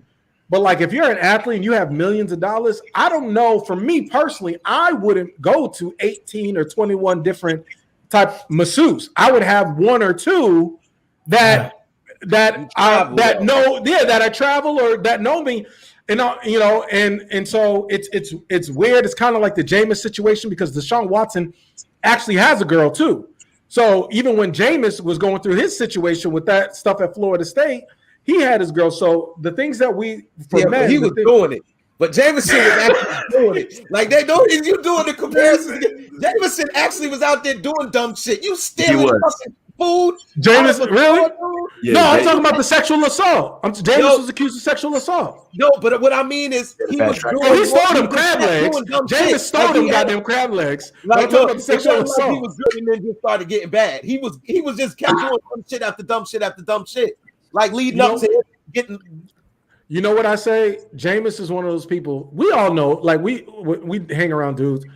Jameis is dumb. Like, he may be successful in an athlete, but I'm sorry. Like, no, but we know Jameis. We know dudes like that. He's just, a dude that's just like, no, he's just dumb. Like, he's just like on some cold shit from Martin. Like, yo, okay. For evidence, you can go in YouTube and type in "eat the W," and you'll see exactly how dumb Jameis Winston is. That's all that's all I needed to see. Once he was talking about "eat the W" and he was doing that's all I needed to see. We just got to take into account that there's just some dudes out there that's just plain dumb, and you just got to avoid them at all costs, like the plague. At all costs. Yeah. All right, go ahead. You want to finish up? Go ahead. No, I was just gonna say, but in Deshaun's case, man, like I want people to realize that this is a show. This is all a show, man. We've seen it time and time again when athletes try to go against the grain. Muhammad Ali, he wanted to be a Muslim. So what did they say? They said, okay, you want to be a Muslim, we'll lock you up. You don't want to go over to the war and do what we want you to do. We'll lock you up. You know what I'm saying? So it's been going on from then with Kobe, with this situation, with Deshaun. Deshaun probably did not do nothing, man. But at the end of the day, you can't just sit back and say, I hope the truth comes out. You're not in that position. That's what I'm trying to get everybody to understand. What he's talking about is the principles of white supremacy. You're talking about he cannot sit back and wait. Okay. You have to preparation. You got to prepare for the worst because that's what they're trying to bring to you.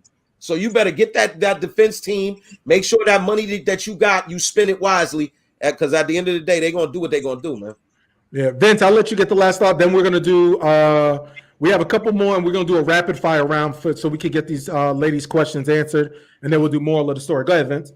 I just was gonna say maybe not a defense team, but just a better offensive line that'll keep them out of this.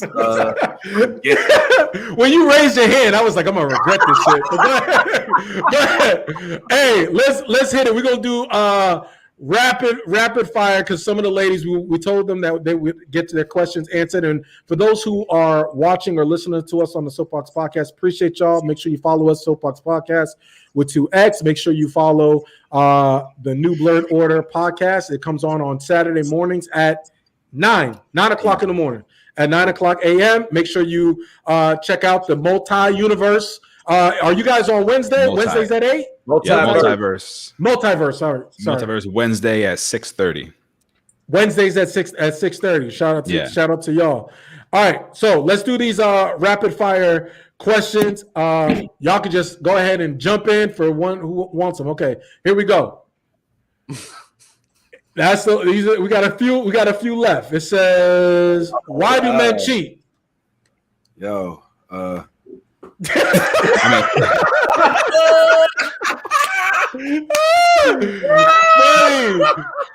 Yo, somebody take it, Alan. Go ahead, give it to him. Take it, Alan. Why do men cheat? Why do men cheat? Yeah, I just feel like for the most part, there's very little consequence. Like the majority of women have been cheated on, and that wasn't the straw that broke the camel's back. They stay with them. So what's the incentive to stop? Okay. All right. So it's no. All right. We have another. I'm not condoning it. I'm just saying that the majority of women that I know have been cheated on, and that's not what caused them to leave. I will go back and preface that comment by saying men can't cheat by themselves. There's obviously women who are available and willing to cheat with them. So there's a level of accountability. And a lot of times cheating is just about ego. It really don't have nothing to do with the other person. But men could cheat because of something physical. Women do that emotional cheating, and that's wrong because it hurts our feelings. So don't do that. But men could just look and be like, oh, I'm physically attracted because we're visual of what she has. I'm a cheat. But women will be like, he treats me good. Like there's some sort of emotional connection. But I don't know. These women today are changing. They're evolving where they're just like, yo, I just wanted sex and it is what it is. Go ahead. I would say it's in our nature. And that's why but the fact of the matter is society has made it, we constructed this whole theory that it was one woman, one man relationship. But you know what I mean? The honest to God truth is it's a genetic trait. It's something that you inherit. Oh my God. You blame science? You are going against the grain. You are going against the grain. That's why it's called cheating. Because you're going against the grain. Like your natural thing is to cheat. And women must have knew that because we had a follow-up, and I'm gonna let you go, Good Ty. The follow-up to that is ask, have you ever cheated? And how it was supposed to be who was she? Sorry, I missed that. Who was she and what led to you cheating? The answer is no, I have never cheated. I'm going to continue to be on brand here. That is the honest to God answer. I don't think it's anything. So I don't agree that it's something that we're just born to do or anything. I don't think that it's in our DNA or anything like that. I think that it's that it can all be traced back to honestly something that was on the show earlier, and it's just mental health, and it's how well do you communicate? Are you getting across the ideas, the feelings and everything that in that relationship that you need to be getting across? A lot of times when men cheat and when women cheat, they're out there looking for something that they're not getting in that relationship that they're in. Probably something that's available if they were just willing to, do a little bit of digging or ask for it or talk about it or, communicate about it. So, answer is no, I have not cheated and never have. He's sticking. That's the facts, and he's sticking to it. Look, Vince is throwing shade with his look. All right, rapid fire. So these girls ladies get their questions answered. Okay, what do you still struggle with in terms of a relationship? Marriage. Go ahead, Vince. Take it. In all honesty, just the struggle is being able to accept criticism and being able to dish it out and not have to worry about the backlash. I think in relationships, one of the things that just to kind of, I know it's rapid fire, but one of the things go ahead. One of the things that impacts one's cheating, who is somebody who cheats, is that they don't believe that they, even if they try to explain it, could get what it is that they got outside the house after they speak to their mate. You know what I'm saying? Because sometimes people, not just men or women, not just women, but people just don't want to listen. So I can say, look, I like to have a woman who's a little more intuitive, who's a little more ambitious, but all you hear is, so what's something wrong with me? It's something like you can't have a constructive conversation in a lot of instances when you're trying to speak your truth. And I think that's one thing I still struggle with, is just being able to communicate in a manner that can be received. And also I could probably do better on that in myself. Yeah, I think so many times we're looking at, especially when we're talking about relationships, we're looking for, or we talk about communication, but I think what really men need is comprehension.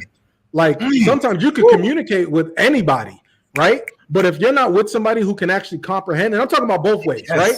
If you're not with somebody that can actually comprehend what the fuck you mean or how you feel or your moods or even your pathway, right? Because when you're in a relationship, it's like two pathways colliding where you're dating someone else's path. Like, how did you get to this point and what makes you you? And so if you don't have somebody who's willing to put in the work to actually figure that shit out, then it just makes things that much more difficult. So comprehension is something that I've struggled with in the past that I'm trying to get better with. Go ahead, Vince. And then talking that real quick. You're 100% right, bro. And one of the I'm gonna say something. One of the things I could have. Oh shoot! Let me be careful what I say.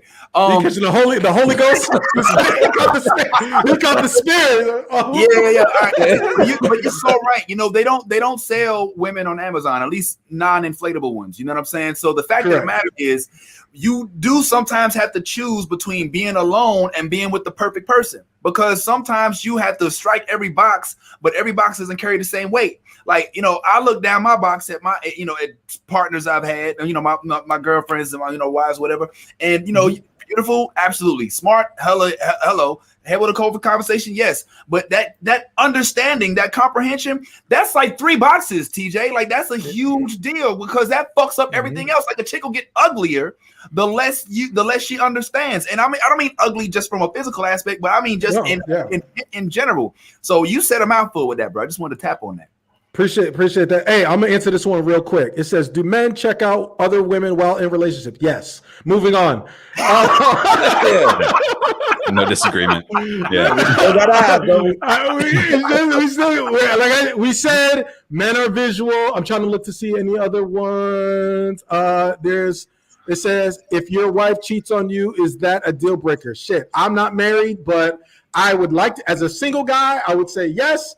But as somebody who's married, and if I feel like I found my queen, I would say to be determined. I don't know, because that's just me being realistic. Any married guy? Anybody want to take that? Can I speak? Ty's in a special relationship where there's no such thing. There's no such thing in that relationship. Oh, yeah. That's evolved. I feel like that's some evolved shit. That's some stuff that I aspire to mentally. I'm not that level of Pokemon yet. Like, I really try to tell y'all, monogamy is a lie. That is a construct. All of this whole, like, yo, I'm not saying you shouldn't, if you so see fit to find somebody to spend the rest of your life with, you should, absolutely. But I just said a lot. The rest of your life. That could be 50, 60, 70 years from now. If you're lucky. You know what I'm saying? So the idea that you at some point don't get a little bit, tired of your mate, not even, you know what I'm saying? Not you know what? Let me not say tired, but let's say you don't get you guys get to a point where things become so routine because you've been together that you have to find different things to kind of spice up your relationship. And if you are in tune with that person, because I do believe in energies, if you share a really complex energy with that person, and they are like, yo, look, let's do this, and back to the first question, if they're confused about their sexuality, if you lead them to the promised land, then at that point, what are we talking about here? Honestly, what are we talking about here? Now we talking about a sharing, a conglomerate, more of a business thing. It's like, yo, this is a structured. You know what's funny? You know what's funny is that I'm listening to you talk, and all I can hear is imagine T.I. giving the Tiny the same speech. Listen here, baby. This is what we got expeditiously. This is what this is. This is a love LLC right here. We are upgraded. Alan, I'm gonna give you this. But cheating is a deal breaker to answer that question, because that is the ultimate. For me, that would be the ultimate dishonest act. Yeah. You know what I'm saying? And one of the things that our relationship is built on is trust and loyalty. So if you violate that trust and that loyalty, from number one, if I can't trust you, I can't be around you. That's the type of person I am. My energy will repel your energy.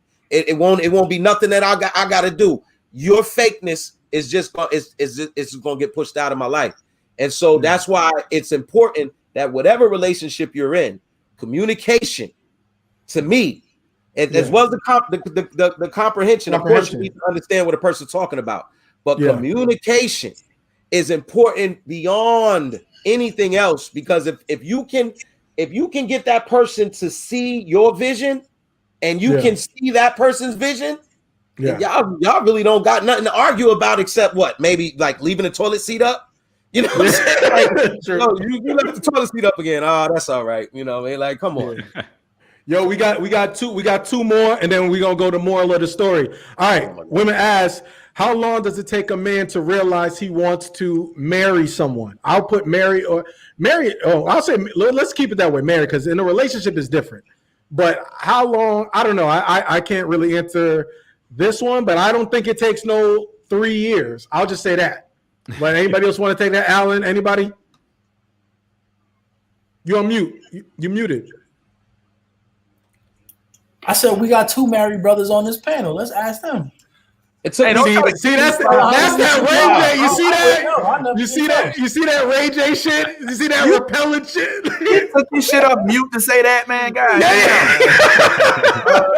Look, honestly, I think, man. Is there a timetable for the ladies who want to know? Is there a timetable? Yeah. The timetable is when she start pestering your ass about when you gonna goddamn hurry up and get married. You know what I'm saying? Because you can't be dating forever. Now, honestly, I don't think that there is a time frame for sure. Like, I heard about these. You heard about like some of these ladies that they with that man, but they'll never get married. They just be like, hey, this my friend Charles. You know what I'm saying? You're talking about that Oprah Stedman package. Yeah. I had my aunt Jessie up in St. Louis, man.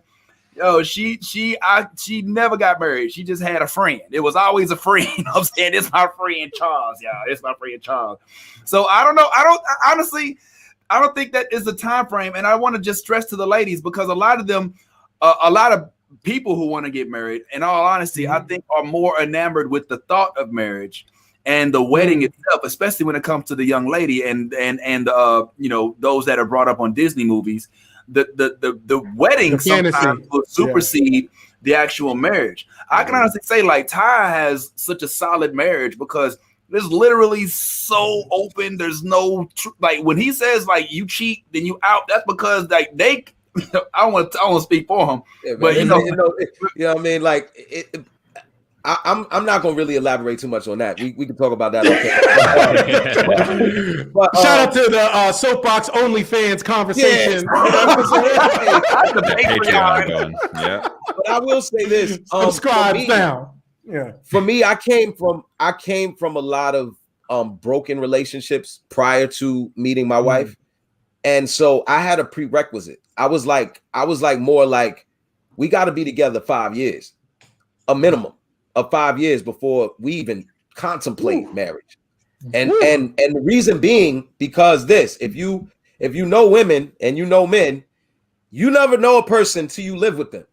Like you gotta live with them at least 6 months.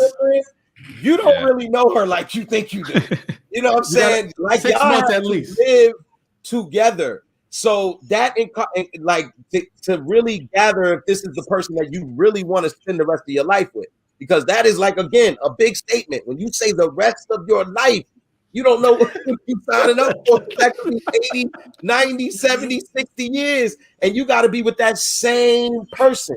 So you want to make sure that that person that you getting into that relationship with is going to be a good fit for you. It's no point in you just marrying somebody because they got some good wop and you over there just mesmerized and he got the good D and he put it on you and none of that shit gonna fade. I'm telling you right now. Because like marriages are not built on sex. Like as much as I can live, that is not what a marriage is built on. Marriage is built on trust, communication, honesty, love. It's all of those things in a combination and just the right touch of each one. So like that's why so many marriages fall apart. So like that's why I said it's a construct, man. It was built to fail, but you gotta find out a way. You gotta find out a way to make it work for you. You better listen to this man, and y'all be in the elevator fighting over an Xbox. Y'all better heed this fucking warning. Fight over Xbox. Yo, anybody else want to touch on that? Ty, Alan, y'all want to touch on this one? I know we're not married. Are you married? I don't know. Are you married? Okay. No, I marry myself 3 or 4 times a day just because I'm committed to me. I'm committed to me. Yeah. So that's about where I am right now. Yeah, and I would love to cheat on me. Trust me, I want to cheat on me so bad. Can't wait till the second vaccine kicks in. Yo, we got one more. Okay, the last one, and then we go into more of the story. The last one that they asked is, would you let your daughter date a man like you? Absolutely. This goes back to that builders and babblers thing. Like, I think before, like, my nieces, and I don't have a daughter, but my nieces lived in North Carolina, so we didn't have that much of a relationship. Then they moved to Florida. But now since I have nieces in Boston, now that I have a closer relationship with them, it kind of changed my perception of like, yo, damn, like, I don't want nobody treating them foul as fuck as anything, even my sister. You see what I'm saying? So, and we've always had an up and down relationship. So now I'm kind of more cognizant of how I'm treating people. It goes back to that respect and actually being a man of your word because they're watching you. You see what I'm saying? So I never wanted to be that guy that, like, integrity is what you do behind the cameras or when people are not looking at you. So I never wanted to be that fake phony dude. I'm with you, Bats. I'm not on that energy. Like, I want to be whoever I am up front. That's who I'm going to be. So, I may not be there, but it's something that I strive to, right? So, what TJ, what are you lacking? You know what? That's a good question. I'll be honest with you. What I'm lacking is patience. I just don't have a lot of patience for foolishness. And like when there's I'm the type of person, like, if you don't have, like, your morals and your values got to match up with your actions. Because if I sense any of your any sort of like bullshit, or you just kind of like blowing smoke, or like, I got to be with somebody who actively wants to progress. Because, dude, I mean, I know a lot of y'all don't know about my story. Alan does. Dude, I've fallen so far, and I've had to build myself back up and unlearn so much shit and do mental therapy and go through bad as intervention and do I had to put in the fucking work. So I can't really be yoked with anybody who's not going to be putting in the work with themselves. You see what I'm saying? So if you're someone that's just going to say, well, I want to do, like, I don't live in the space of just being like a dreamer. You see what I'm saying? Like, we got to be sprinting side by side. I don't need you behind me. We side by side supporting each other. And so my patience for someone who is not trying to be or try to compete against who they were yesterday is fairly thin. And that's why I date older women, because older women, for me, I'm 34, but I date older women, like, they tend to know where you fit in their life, right? And so you got it. With me, I know what my reflection looks like in the mirror, and it took me a long time to figure that shit out. So if you're someone who doesn't know that, or you're dealing with those type of things, I can help you and assist you, but I can't do the work for you. And so that's one of my issues when it comes to relationships. And I really like I can't talk about love and hip hop all day. Like, I want somebody who's world read. I want you to know, like, I haven't traveled yet, but if you've traveled, like, I want you to put me up on some game, teach me shit. What have you read? What books? Like, I ask questions like, but if you're not on that type of level, I'll excuse myself from the table. And so that's one of the issues that I'm dealing with in relationships right now. Anybody else want to come to the altar? I'm gonna tell you straight up. I've grown to like myself, and I know that sounds real weird. No, that's real. There was a long ass time where that was not the case. You know what I'm saying? Yeah. And it took me so long to be able to look in the mirror and see, not only physically, but, you know, mentally, even emotionally, dare I say, that I like truly love who I am as myself at this point. And I also like, and that didn't come up until I've realized that I didn't have to kowtow the nan nigga, nan bitch. I ain't had to, you know what I'm saying? Like, I don't know what, I think I was raised to be inauthentic, unfortunately. You know what I'm saying? Like, there was, you know, in an extremely religious household, you know, the answer is always Jesus, no matter what the answer is. You know what I'm saying? So when you learn how to kind of please the instructor, as opposed to being true to yourself, you don't even realize that that's happening. So the person that I am now, I literally, you know, you talk about the New Blurred Order. Yeah. What the New World Order is, which I appreciate you for being on, and I don't know if Alan, you know, I don't know if we can take all them waves on our broadcast. Those are tsunamis, brother. Respect. Those are tsunamis. Respect my co-hosts. But the New World Order was all about was kind of a way for me to speak with other people about embracing aspects of themselves that they don't feel they can expose to others. Yeah. And I felt that I lived in that shadow of myself for so long. And so with my daughters, like, I taught my daughter, my oldest, I taught her from the youngest age. I was like, you probably want to get you a nerd when you grow up. You know what I'm saying? Because, you know, the thugs is going to be all cool and all that, but the nerds are going to hire their ass 10 years after high school. So I kind of like, I do want them to date. Now, the best version of myself. Okay. I'll wait for it. The best version of myself.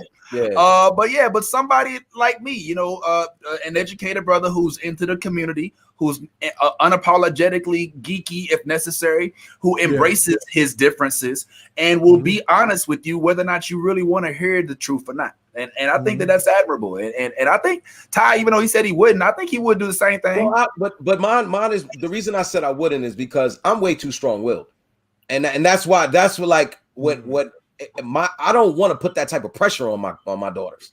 That's what I mean. Like, it's not that I don't have good qualities. I feel like the qualities that I possess are great, because when you talk about authentic, I really can't do nothing other than that. Like, that's literally all I can do. And so that's what they would get, but it would be so much energy that it may in some way. But Ty, let me interrupt you. Are you saying that that's a problem with you? Are you saying that that's something that? No, you heard what I said. I said it's not a problem. It's not a problem. It's that I wouldn't put that to. I wouldn't want my daughters to. If you ask me what type of daughter man I would want my daughter to date, a man that would do whatever she tells him to do. That's exactly what I would want. Thank you. I appreciate that, man. Tyrone going in. I thought that I was like, I didn't want to say. No, that's where you're going anyway. Right. And the only reason I say that, is because I want them to have somebody who's going to cater to their every woman in need. I know it's not that. Okay. I don't want it. I know in some ways people will be like, oh, well, that, but I don't care. Like I'm talking about what I would want for my daughter. You want the Russell Wilson to have the best of everything and the best possible scenarios of everything. Why would I want them to have the pressure of dealing with somebody like me? Because I'm not gonna bend, I'm not gonna break. I don't, you know what I'm saying? My wife will tell you I get on her nerves because it'll be like, well, come on, listen. I'll be like, no, and then that'd be it. And then be like, Ty, do you want your wife to date a man like you? I know, right? What the fuck? Yo, man. Too late, man. I put a ring on it, man. It's too late, man. Listen, fellas up top, Alan, Ty. I know y'all don't have kids. Well, I don't know, Ty. Do you have kids? I don't. I know Alan and me don't. His kids in a napkin by the toilet. Ty, you on the He said he marries himself 5 times a day. I don't have any kids. I have three lovely tarantulas, and that's all. No, I'm just kidding. I'm totally kidding. I'm messing around. Yo, you could have had a quarantine visitor too. You could have a quarantine baby. You have conjugal quarantine visits. No. Shit. 6 feet.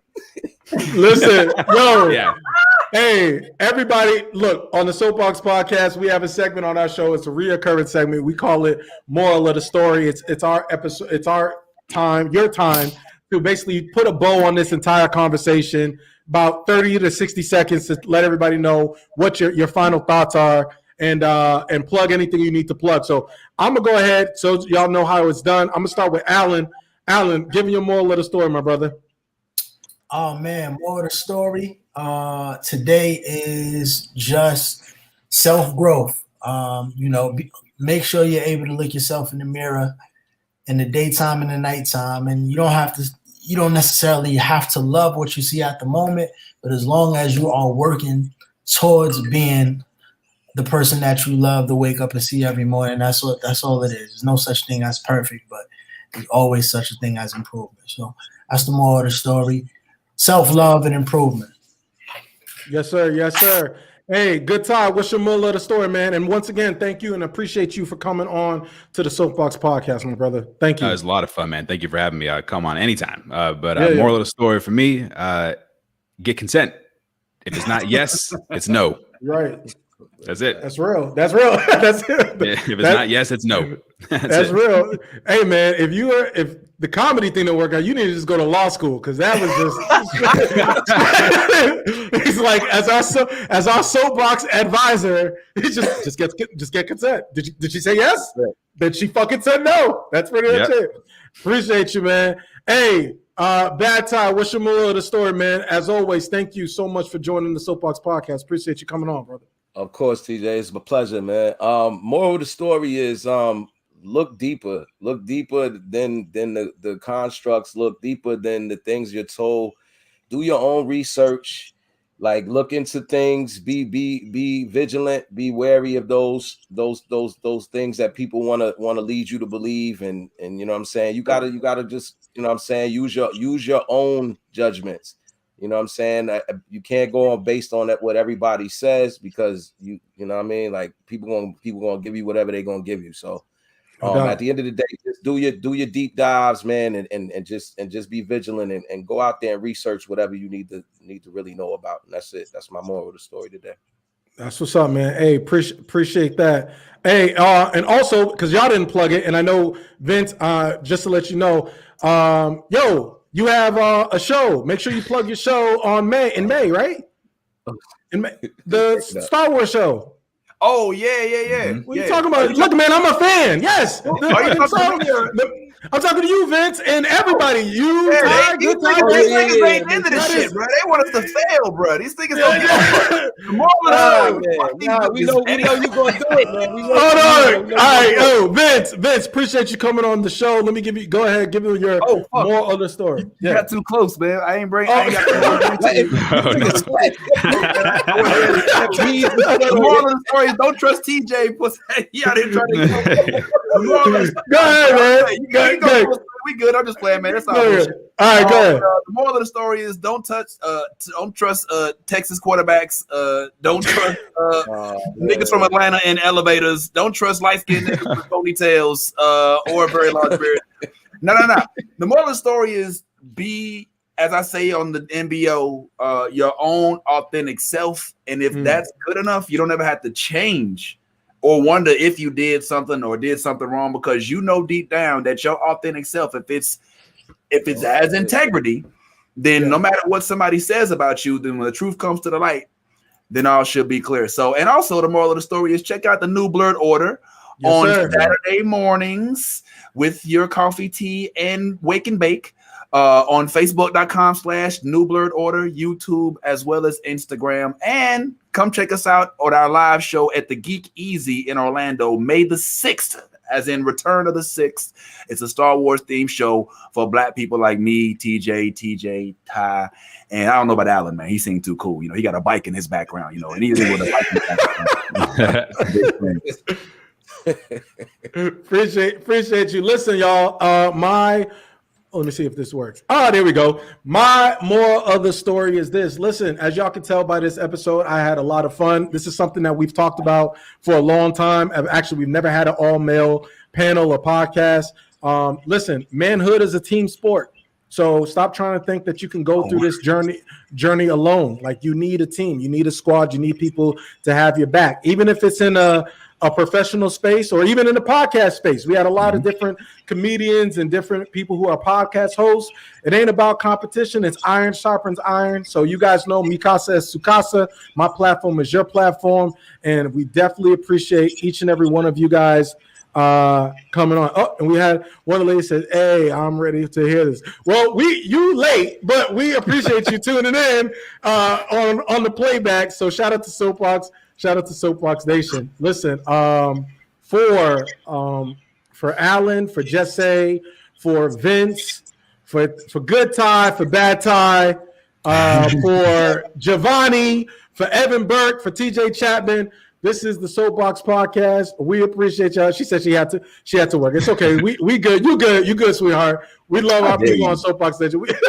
Everybody got to work. Appreciate y'all. These guys will be back, hopefully. Check out their podcast, check out their shows and their events. We are out. Soapboxx Podcast. Peace.